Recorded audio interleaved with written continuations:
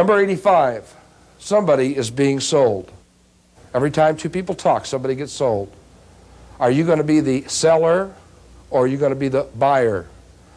Are you going to be the seller and sell your product or service, or are you going to be the buyer and buy their excuse, buy the reason they aren't going ahead? I found out a long time ago I make a lot more money being the seller instead of the buyer. You know, they're either going to sell you on why they're not going ahead, or you're going to sell them on why they should go ahead. Which one of you should be working for your company? In this studio portion, let's look briefly at the fact that every time two people meet, somebody indeed gets sold. The secret of selling, we've said it over and over again, but I can't stress it enough, is called control. The difference between a conversationalist and a closer, the difference between an order taker and an order maker, the difference between the seller and the sellee. Have those prepared responses. Have those answers so you're never caught short-handed. You know exactly where you're at and how you're going to control the conversation.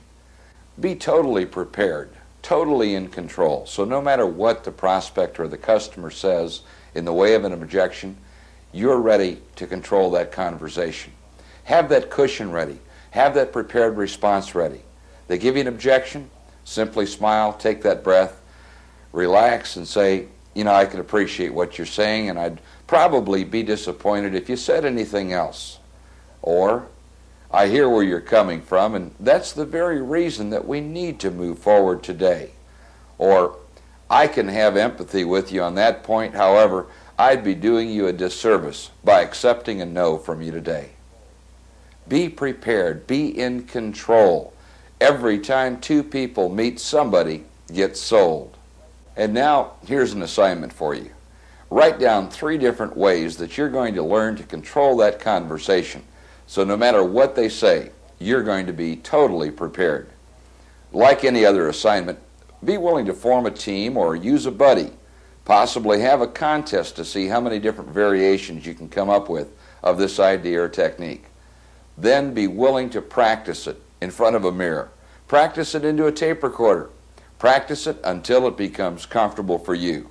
You desperately want to sound different than the other 95% because, again, you indeed are part of that elite 5%.